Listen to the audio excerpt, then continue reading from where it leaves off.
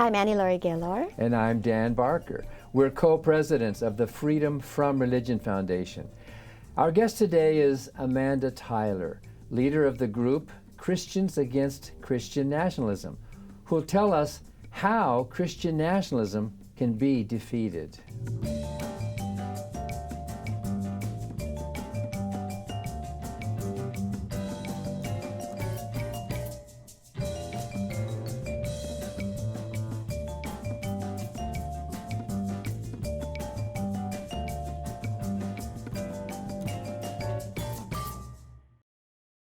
The Freedom from Religion Foundation, which produces Freethought Matters, is the nation's largest association of free thinkers. That's atheists, agnostics, and other non-believers. We invite you to join us in our vital work to keep our secular government free from religious influence. Become a member at FFRF.org or ask for a complimentary copy of our newspaper, Freethought Today. Freedom depends on freethinkers. Watch prior episodes of Freethought Matters on FFRF's YouTube channel.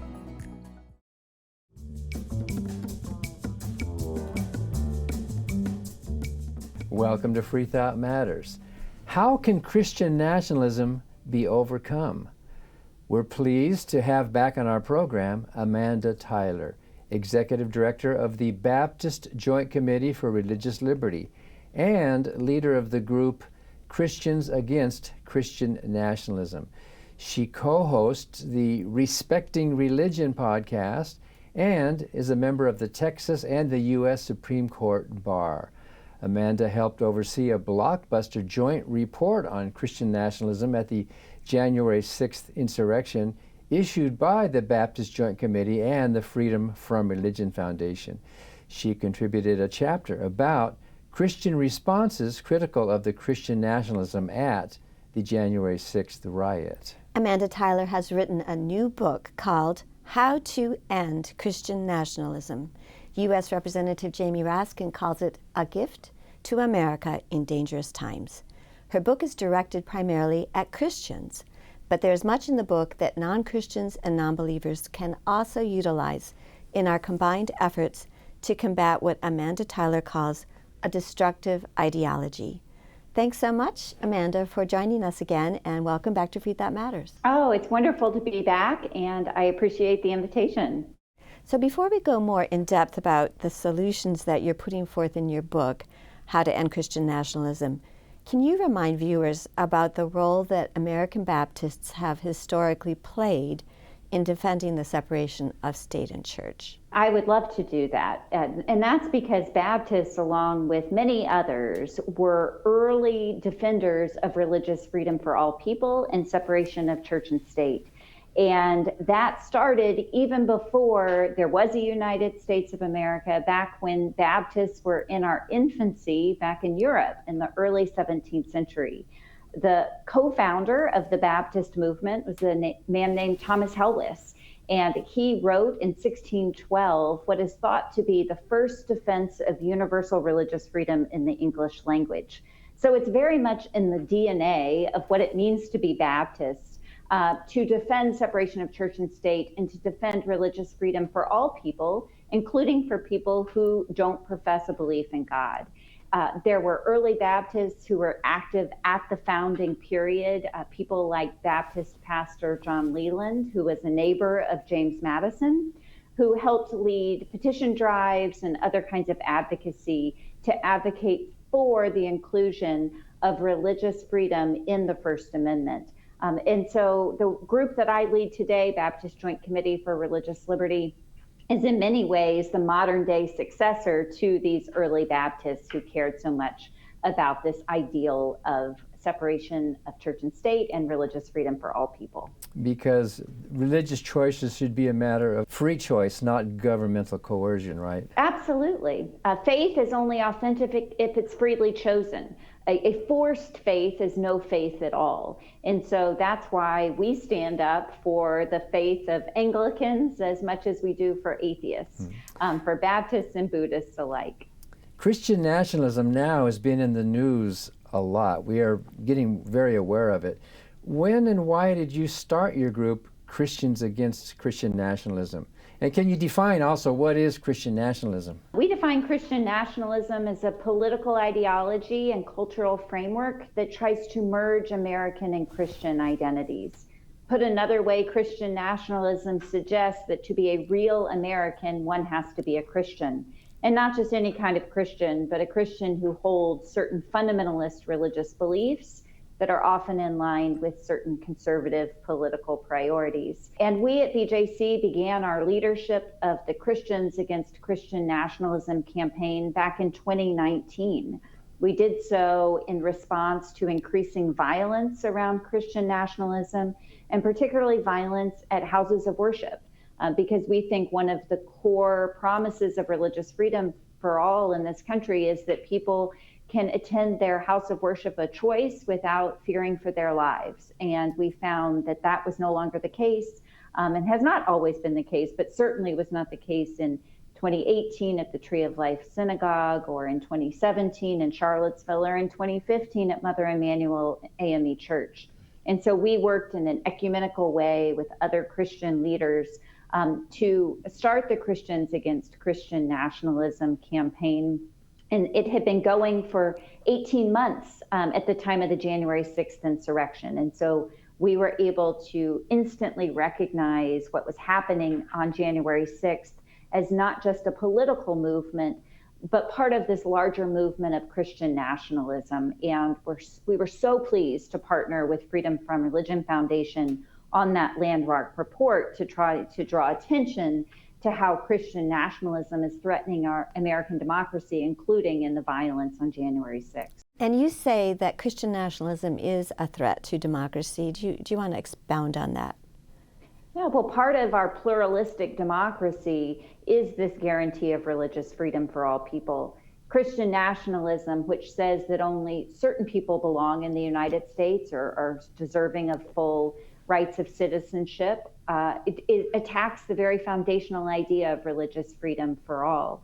It also seeks to impose one religion on everyone else, and that is at odds with American democracy and some of these foundational beginnings. Christian nationalism itself and the way it's being imposed is also being imposed in anti-democratic ways. You know, a majority of Americans do not espouse or embrace Christian nationalism, and yet we are seeing leaders at the very head of government, not just on the national level, but on state and local levels as well, who are using their positions of power to impose these policies driven by Christian nationalism on everyone else. This is anti-democratic. We saw how it was used to try to challenge the free and fair election in 2021, and how it continues to challenge free and fair elections, even through the 2024 election, when it was used as a scare device to try to intimidate voters, or to suggest that any outcome in which Trump was not elected was somehow illegitimate. Those are examples of the anti-democratic nature of Christian nationalism. If I can ask a personal question, your husband is Jewish. Has your relationship with his family contributed to an appreciation of pluralism? I've always had this passion for religious freedom, this appreciation for other faiths and other ways of understanding meaning in the world, but it became much more personal through my personal relationship with my husband and his family, understanding and being able to participate in their religious services, and to understand more personally the levels of attacks and anti-Semitism that Jewish people experience all the time. And of course, there are all kinds of other discriminatory policies, anti-Muslim, against other religious belief systems, and against the non-religious. We know that there is rampant discrimination in this country, and so having had a more personal experience with that, I think has deepened my commitment to this cause. We know that all Christians are not extremists, and it's so refreshing to hear you talk like that. You know, we're all part of the same country, aren't we? One thing I really like about your book is some of the personal stories and how you started the group. You became a director of the Baptist Joint Committee for Religious Liberty in 2016. That was when we were thinking Hillary was going to be president, and then it's almost immediately you had can we call it a baptism by fire, I suppose? How did you respond to Trump's executive order, for example, like when he said to get rid of and totally destroy the Johnson Amendment, that prohibits politicking from the pulpit? In the Baptist tradition, I was called to this position of leadership of Baptist Joint Committee in 2016, but did not actually begin my service as executive director until January of 2017, just 2 weeks before Trump's first inauguration. And it was just a week after the inauguration when he issued the first version of the Muslim ban, and then just days after that announced his intentions to get rid of the Johnson Amendment, as you say, as you reminded us, and then also issued or leaked a preliminary draft of an executive order that would have completely rewritten the way that we protect religious freedom by the Justice Department. And so all of these things were, I think, an immediate test of leadership, but also an immediate opportunity to bring the more than 80 years of BJC to bear to this moment. My entire leadership of BJC has been defined in many ways by the Trump years, because of course we know even when he was out of office for 4 years, the Trump movement has continued to gain force, as has Christian nationalism. And so I do think, as we are now at the beginning of the next Trump administration, that experience is really helpful even though I think what we are about to face is unlike anything America has faced before, and this real threat of move towards authoritarian theocracy. And so I think we will all need to work across all kinds of lines of difference to stand up for pluralistic democracy and to push against authoritarianism. So your book is primarily directed to Christians, but also specifically you address white Christians. Why so? I think it's really important, as we understand Christian nationalism, to think about how it overlaps with white supremacy and racial subjugation, that there are so many ways in which the mythology of Christian nationalism is coded in racism, and in many ways the racist beginnings of the United States of America, and the ways that the only people who held full citizenship rights at the beginning of this country were white Protestant men who owned property. Everyone else, to different degrees, were relegated to second-class citizenship status. And so that story and that white supremacy has remained. And I think it's important, as we work to dismantle Christian nationalism, that every person think about ways that just by virtue of our life in this society have absorbed some of its messages. And I think this is particularly true for white Christians, because we stand to benefit the most from this ideology. We are given cultural privilege in many different ways just because of our identity. And so in order to dismantle it, I think we really need to grapple with ways, even subconsciously, that we have absorbed and benefited from this ideology, so that we can better understand its impact on other communities who are much more vulnerable to the harms of Christian nationalism, and to stand in better partnership and solidarity with them as we all work together across, again, all kinds of lines of difference to dismantle it. And I like how you write that really it's the motivating principle is love. Whether you're coming from the Bible or whatever you're coming from, love for others. I also like how you write that in this country, Christianity is not what unites us as Americans. What does unite us? I think it is a commitment to these principles of freedom and equality for all people. And that is what we choose to be as Americans. You know, some of us were born here and were born into the promises of this country. Others chose to come here, practiced in large part because of these promises of equal belonging. When I think about religious freedom for all people, I think about it as an ideal that we've never fully realized.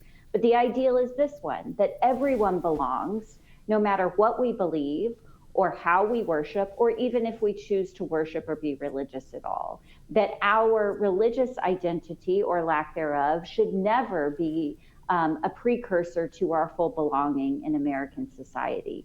it is commitment, I think, to that ideal of multiculturalism and pluralism that unites us as Americans, and something that, frankly, the country has never lived up to that ideal. But it is this moment, I think, where we can overcome that. And what's been wonderful for me as a Baptist Christian is that commitment to religious freedom for all has allowed all kinds of religious pluralism to flourish in this country. And if we can focus on all that promise of religious freedom has brought to all people, and that freedom to live and to believe as we choose, that it is not imposed upon us by any governing authority or any cultural pressure. That's what I think is the promise in what it means to be an American. Well, we certainly agree. The Christians Against Christian Nationalism statement says America has no second-class faith. What do you say to those Christian nationalists who think Jesus is the only way, that if you're not a Christian, you're not a true American? Well, I think there's a difference between a religious belief, a kind of religious exclusivism, in which, again, because of religious freedom, people can have their own religious beliefs, and a different kind of civic exclusionism, right? Because I think that idea of excluding people or relegating them to a lower status because of their faith, that is directly at odds with the U.S. Constitution. It is at odds with American ideals. And so I think understanding how those two things are different, that people have the freedom to believe what they want and to act on those beliefs in ways that don't interfere with the rights of other people, that's core to what it means to have religious freedom. But in order to have full religious freedom, it has to apply to everyone, not just people who believe the same thing that I do. Is it okay if I say amen to that? I think it's fitting, absolutely. We're speaking with Amanda Tyler. She's the leader of Christians Against Christian Nationalism, about her new book, How to End Christian Nationalism. And when we come back from this short break, Amanda, we want to talk about why your book not only draws from Christian scripture, but also from Dr. Seuss.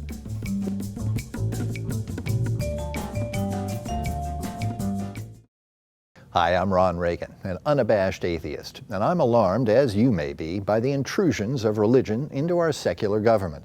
That's why I'm asking you to join the Freedom from Religion Foundation, the nation's largest and most effective association of atheists and agnostics working to keep state and church separate, just like our founders intended. Please join the Freedom from Religion Foundation today. Ron Reagan, lifelong atheist, not afraid of burning in hell.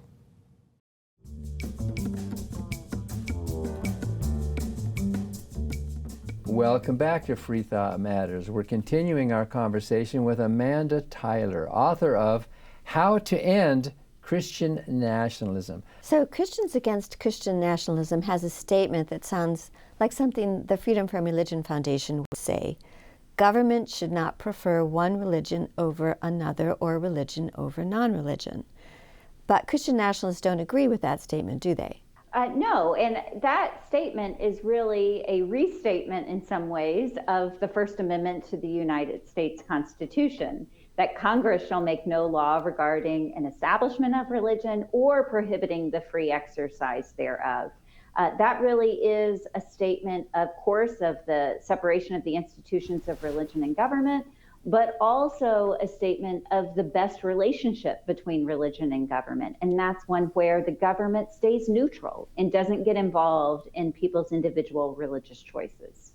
As I was reading it, you draw from Christian scripture. You draw from Micah, the prophet Micah, talking about justice and fairness, which is wonderful. But you also draw from Dr. Seuss. Can you tell us about that? So I have a young child, not as young as he was when I started in this work, but when he was younger, we read the Lorax together, which I learned later was actually one of Dr. Seuss's favorite works that he wrote himself. And it's a story, if you haven't read it in a while, which is really a story of environmental degradation. But it encourages people that we all have a place to play, a role to play, that if we take our resources for granted, that they won't be here forever. And I think when I think about religious freedom for all and think about the broader promises of American democracy, I think that we have a certain American exceptionalism when it comes to our freedoms. This idea that they've always been here and they always will be, that there's something special and different about being an American that frankly some of us can take for granted. And I think this is a moment in which we can't take things for granted. And so I used that story as an analogy, and this was really something that kind of came to me when I was reading this book to my son, but I thought was a useful analogy, that it takes each one of us to care about religious freedom for all people, to care not only because it impacts us, but because it impacts our neighbors. And if we don't care about it, then it will be gone. And that's really the message of the whole book. Not that any one person can end Christian nationalism, but it takes all of us working together and caring about it and doing our part, whatever it may be, that can help us make progress and push back against what has become a real danger, I think, in American society today of theocracy. So you mentioned the importance of keeping government neutral, but some Christians think that government neutrality is hostility when it comes to religion. Why is that not true from your perspective as a leader of American Baptists? I think some of that idea comes from a false claim of persecution. This idea that somehow that the Christian majority in this country has a right to have laws and policies that reflect Christian beliefs. And that, again, is just simply not in line with the U.S. Constitution or the way that our government has been set up. And so when there is a sense that the government stays neutral, that is, I think, perceived by some as a sign of hostility, when in fact, it really is just creating an even playing field for everyone. And it has ensured, when we actually look at how this has played out for our society, it has ensured a free private sector where people can choose. We have an enormous diversity of choice when it comes to religious expression in this country. And that is, I think, precisely because the government stays neutral when it comes to religion. Because if there's going to be an endorsement of religion by the government, then whose religion? Exactly. And even if you say whose religion, like even among Christianity, there's enormous diversity of Christian expression. So you are even picking within one religion, picking one expression of it over another. We see that, for instance, right now with these states who are wanting to post the Ten Commandments in public school classrooms. That text is not universally shared even among Christians, right? That we have different versions of the text, and the government is picking and endorsing one version over everything else. That attacks everyone's religious freedom.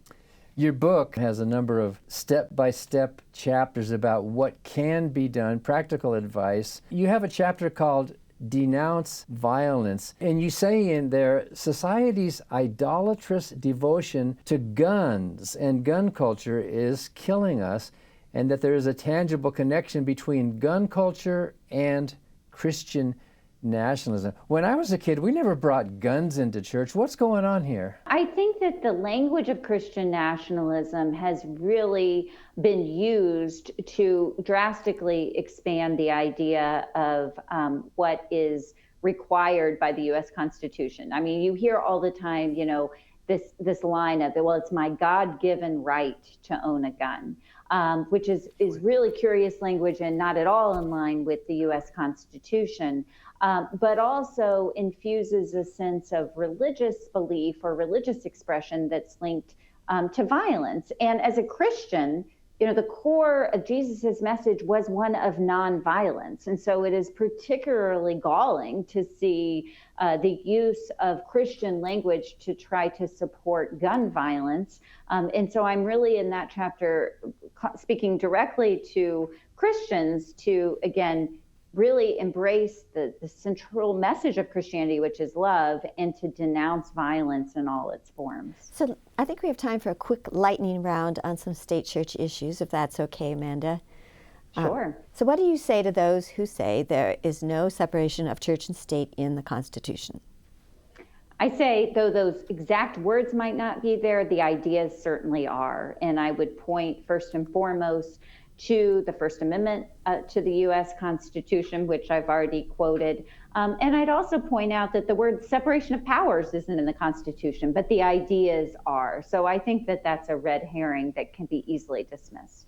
Yeah, like the word Trinity is not even in the Bible, but we use the concept, right? So what about governmental prayer, like at school boards and city councils? Well, I think that government-sponsored prayer is a violation of the Establishment Clause because it does, again, have the government in the position of endorsing or picking and choosing among religions. But that does not infringe on a private right to prayer, especially like in schools. My predecessor always said, as long as there are math tests, there will be prayer in schools. This idea that students in ways that don't disrupt the educational environment are allowed to pray. So to end this show is being broadcast on TV in Los Angeles, New York City, and other cities. So there may be some Christian nationalists who are watching this show right now. What closing message would you give to those people?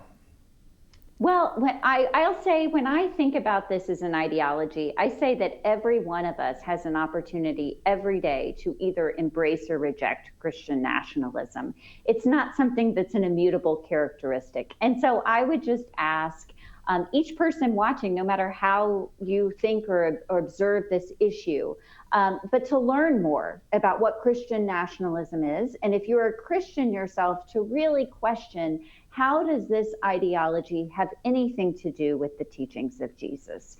Jesus, who was always on the side of the oppressed and the marginalized, and who did not want anything to do with the state trappings of power, bears no resemblance to this violent ideology of Christian nationalism. So I would just ask everyone to think about, how do we want to live in this society?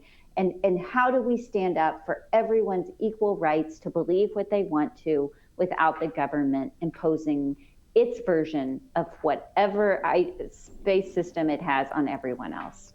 And one way to learn more, as you say, is to read the book, How to End Christian Nationalism. Well, thank you so much, Amanda Tyler, for being with us today. Thank you for having me. And thank you for watching Freethought Matters. Because free thought matters.